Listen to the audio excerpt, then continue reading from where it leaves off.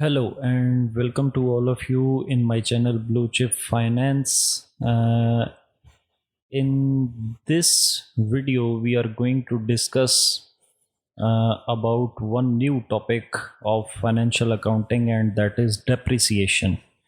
And we take our start from the question related to paper to 2011.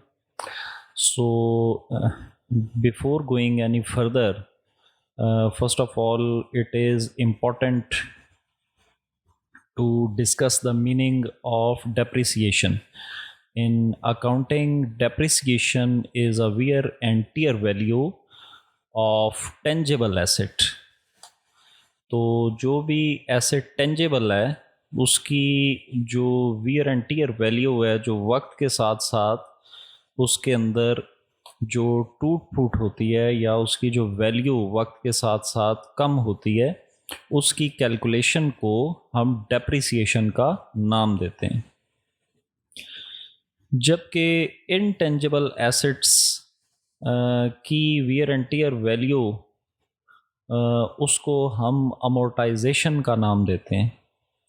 और इसी तरह for example अगर कोई माइनिंग वगैरह के बिज़नेस हैं तो उनकी जो वैल्यू रिडक्शन है उसको हम डिप्लेशन का नाम देते हैं। लेकिन इस स्पेसिफिक टॉपिक के अंदर हम सिर्फ डेप्रिसिएशन को फोकस करेंगे। डेप्रिसिएशन के वैसे तो बहुत सारे मेथड्स हैं, लेकिन जो बहुत कॉमनली यूज़ होने वाले दो मेथड हैं, एक को हम नाम देते हैं स्ट्रेट लाइन डेप्रिसिएशन या फिक्स्ड इंस्टॉलमेंट डेप्रिसिएशन, जिसके अंदर एक फिक्स्ड परसेंटेज बता दी जाती है और वो उस एसेट की कॉस्ट के बीच में से हम हर साल वो माइनस करते जाते हैं। जबकि एक है रिड्यूसिंग बैलेंस मेथड, और रिड्यूसिंग या डिक्लाइनिंग बैलेंस मेथड या डिमिनिशिंग बैलेंस मेथड, उसके अंदर जो डेप्रिसिएशन है वो हर साल उसका जो अपडेटेड बैलेंस होता है, जो हर साल उसकी जो बुक वैल्यू है at the end of the period, उसके ऊपर हम कैलकुलेट करते हैं। तो देखते हैं इस क्वेश्चन के अंदर क्या पूछा गया है। तो ऑन 1 जुलाई 2007 रियाज या राय जो भी है purchased machinery for ₹60,000. Depreciation is to be provided for at 10% on diminishing balance each year.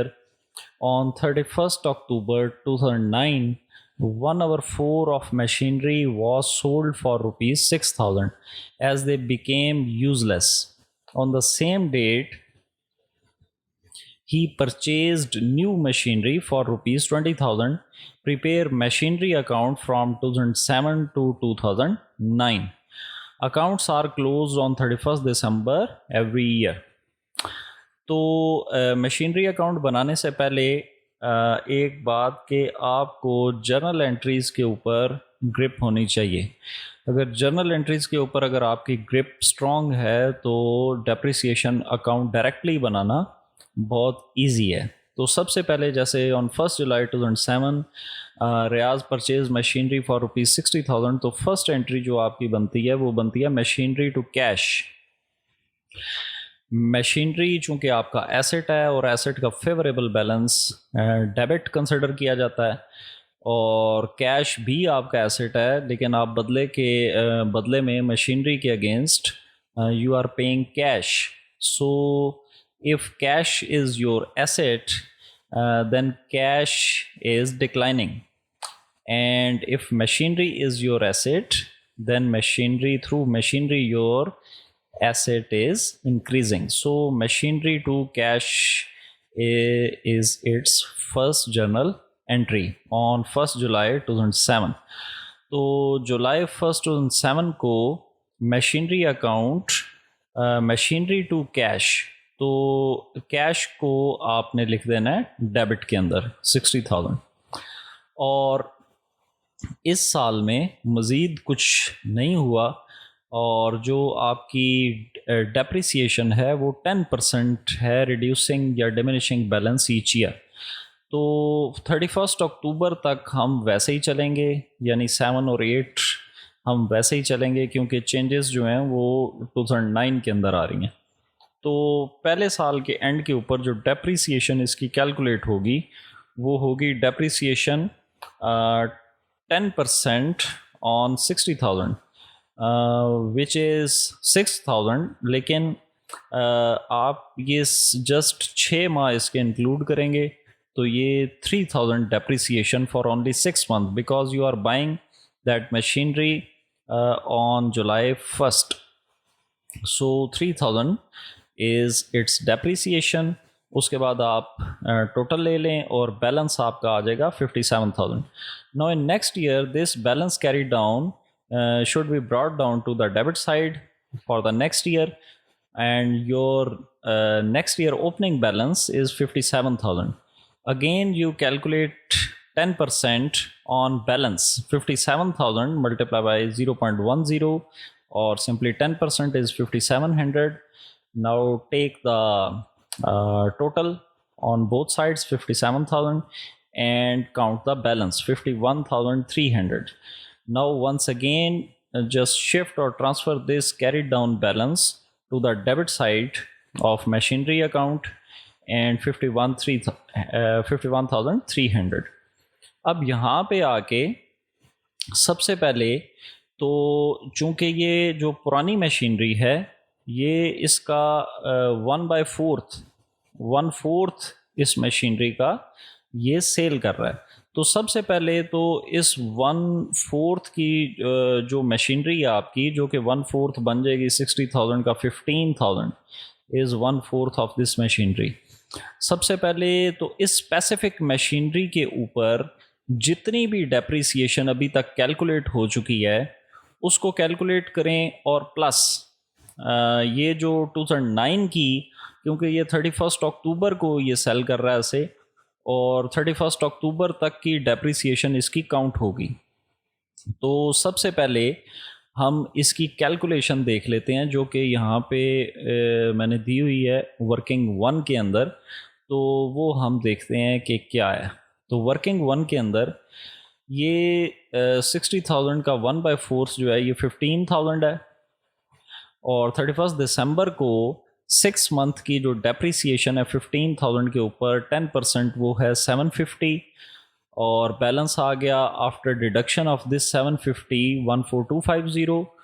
अब नेक्स्ट ईयर दोबारा से 10% 14250 का 1425, और बैलेंस आपका आ जाएगा 12825। उसके बाद क्योंकि ये 31 अक्टूबर को ये सेल कर रहा है ये मशीनरी, तो ये 12825 की डेप्रिसिएशन 10% कैलकुलेट के करके और 10 मंथ्स की आपने निकालनी है, जो कि बन जाएगी 1069, और ये अब आपका आ गया बैलेंस 11756। अल्टरनेटिवली एक और मेथड भी है कि आपकी ये टोटल कॉस्ट जो है वो है 15,000, और ये जो डेप्रिसिएशंस हैं एक 1069, 1425 और 750, इन सब को ऐड कर लें। इसका क्या मतलब है कि ये 3 साल में ये 15,000 की मशीनरी के अंदर इतनी रिडक्शन आ चुकी है उसकी वियर एंड टियर की वजह से, और रिमेनिंग बुक वैल्यू है 11756। अब यहाँ पे अगर ये मशीनरी 11756 की आपकी सेल होती है तो फिर इसका मतलब है कि आपका कोई लॉस या कोई प्रॉफिट नहीं है, और इस वैल्यू से जितनी कम पे ये बिकेगी वो डेफिनेट सी बात है कि वो आपका लॉस है। अब अगर क्वेश्चन के अंदर देखें तो ये मशीनरी जो है ये आपने सेल किया 6,000 की, और आपकी जो इसकी बुक वैल्यू थी वो 11756 है, तो ये 5756 आपका लॉस हो गया। तो 5756 जो है ये लॉस है, और ये आपकी जो 2009 की डेप्रिसिएशन है 1069, ये दो आपके क्रेडिट साइड के ऊपर आ जाएंगे, एक 1069 और ये एक आ गया आपका प्रॉफिट एंड लॉस अकाउंट 5756, यानी कि आपको लॉस हुआ है इसके अंदर। और जो आपने कैश रिसीव किया है 6,000, तो वो चूँकि cash account to machinery account है, तो दैट इज़ वाई कि कैश यहाँ पे क्रेडिट हुआ है, यानी कैश की वजह से मशीनरी क्रेडिट हुई है 6000 से। अब उसके बाद आगे क्या हुआ है जी कि ऑन द सेम डेट ही परचेज न्यू मशीनरी फॉर ₹20,000, और सेम डेट को उसने न्यू मशीनरी जो है वो परचेज की है। तो सबसे पहले तो ये एंट्री आ गई इसकी 31 अक्टूबर, कैश अकाउंट 20,000 से। और अब देखें कि आपके पास रिमेनिंग किस किस की डेप्रिसिएशन, एक तो आपने इसकी कैलकुलेट करनी है 20,000 की, और एक 3/4 जो आपकी रिमेनिंग मशीनरी है उसकी कैलकुलेशन आपने करनी है। Now we are going to calculate the remaining machinery, which is 3/4 of total machinery, and we will see that how much depreciation is necessary for that 3/4 part of the machinery. So working 2 के अंदर हम जाते हैं जी। तो ये 1 July 2007 को इसकी worth थी 45,000। तो फर्स्ट मंथ जो उसकी 10% डेप्रिसिएशन बनी है 6 मंथ के लिए वो है 2250, लेस हो गई, ये बैलेंस आ गया। अगला साल 2008 के अंदर 10% 42,750 का 4275, बाकी रिमेनिंग आ गया 38475। आफ्टर दैट 31 दिसंबर 2009 को 38475 का 10% 3848, और अब depreciation of old machinery for 2009, अब इसमें 2009 में 3848 का ये डेप्रिसिएशन आ गई, ये जो आपने कैलकुलेट की है, और प्लस ये जो आपने 20,000 की न्यू मशीनरी परचेज़ की है उसकी डेप्रिसिएशन जो है, लेकिन ये आपकी आएगी सिर्फ 2 माह की, क्योंकि ये आप 31 अक्टूबर को बाय कर रहे हैं। तो remaining months are only 2, November and December. So 20,000 multiply by 0.10 and multiply by 2/10, that is 333. So your total depreciation for 2009 for remaining machinery, new one which you purchased newly, and old 3/4 machinery is 3848 plus 3334181. So that is your remaining depreciation 4181. And now just take the total on both sides and take the balance 54294, and that's it.